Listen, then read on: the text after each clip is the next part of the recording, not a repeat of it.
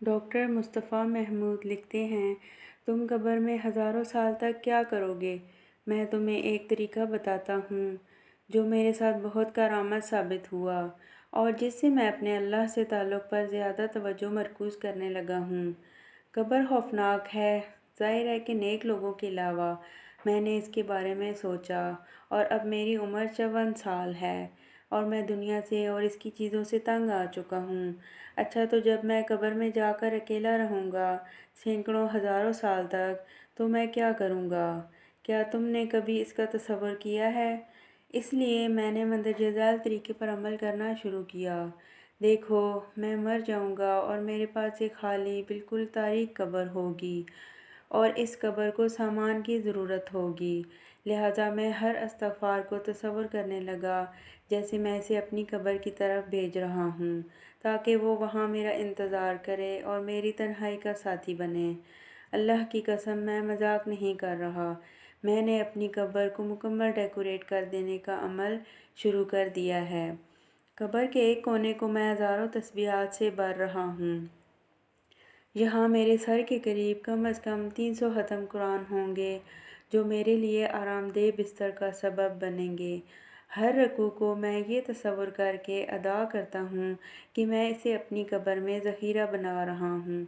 ہر کوئی مجھے چھوڑ کر اپنے گھروں کو چلا جائے گا اور میں اکیلا رہ جاؤں گا، شاید ہزاروں سال تک۔ میرے بچے چند سالوں میں مجھے بھول چکے ہوں گے، لہٰذا مجھے قبر میں ساتھیوں، روشنیوں اور جنت کے جیسے مناظر کی ضرورت ہوگی۔ میں تسبیحات، ذکر، قرآن، نماز اور صدقہ سب کو اپنے ساتھ تصور کرتا ہوں کہ وہ میرے دوست ہوں گے، میرے ساتھ وہاں ہنس رہے ہوں گے اور باتیں کر رہے ہوں گے۔ نبی کریم صلی اللہ علیہ وآلہ وسلم پر درود پڑھنا میں نے اپنے معمولات کا ایک اہم عمل بنا لیا ہے۔ یہ وہاں ہماری محفلوں میں بھی شامل ہوگا۔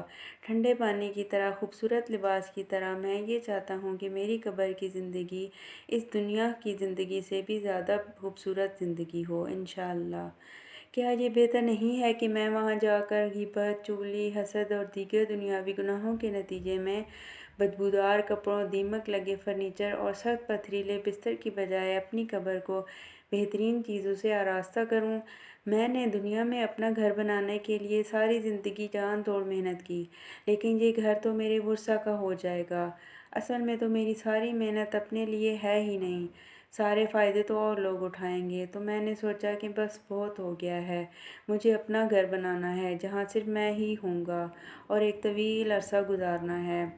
اگر میرے تمام اعمال دنیا کی ضروریات کے لیے تھے اور اپنی قبر کے لیے کچھ بھی نہیں تھا، تو پھر تو میرے قبر والے گھر کے لیے سوائے عذاب کے فرنیچر، مستقل اندھیرے اور سخت حساب کے کچھ بھی نہ ہوگا، اور میں ایسے گھر میں اکیلا کیسے رہوں گا؟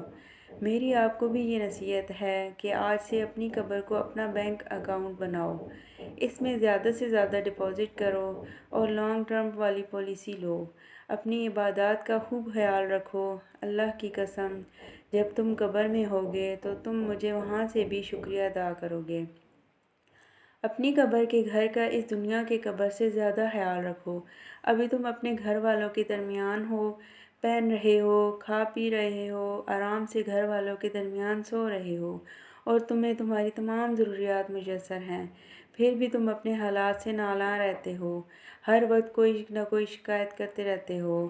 تو سوچو، جب تم زمین کے نیچے ہوگے اور سینکڑوں ہزاروں سالوں کے لیے ہوگے تو وہاں تمہارے ساتھ کون ہوگا؟ تمہارے پسندیدہ سیاستدان، کھلاڑی، اداکار، تاجر؟ یہ تو تمہیں یہاں بھی نہیں جانتے اور نہ ہی انہیں تمہاری اتنی فکر ہے، تم ہی ان سب کے پیچھے بے وقوفوں کی طرح اپنا وقت ضائع کرتے ہو۔ تمہارے وہ بچے جن کی شادیوں پر تم لاکھوں روپے فضولیات پر خرچ کر دیتے ہو، یقین کرو یہ خرچ تمہارے لیے وبال بن چکا ہوگا، اور بچے مکر جائیں گے کہ ہمارے باپ نے اور ہماری ماں نے خود ہمارے لیے بھی اور اپنے لیے بھی مصیبت کھڑی کی۔ لہٰذا اپنا خیال رکھو، اپنی ہر تسبیح اور ہر عمل کا خیال رکھو اور اس سے کہو کہ وہ مجھ سے پہلے قبر میں جا کر میرا انتظار کرے، میری قبر کو خوشبوؤں سے مہکائے، شاندار باغیچہ بنائے، ہوادار کمرے ہوں، مہنگا ترین فرنیچر ہو اور میرے ہمدرد دوست ہوں۔ ہم وہاں ملیں گے اور میرا وہ گھر میرا بہترین ساتھی اور بہترین رہنے کی جگہ ہوگی۔ اللہم ہمیں حسن خاتمہ عطا فرما۔ اللہم ہماری آخرت کو بہتر بنا دے اور ہمیں قبر کے عذاب سے بچا۔ اللہم ہمیں اپنا ذکر، شکر اور حسن عبادت کی توفیق عطا فرما تاکہ تو ہم پر اپنی رضا اور جنت الفردوس میں نعمتیں نازل کرے، جہاں ہم تیرے نبی محمد کی صحبت میں ہوں، جن پر بے شمار درود و سلام ہوں۔ تو پھر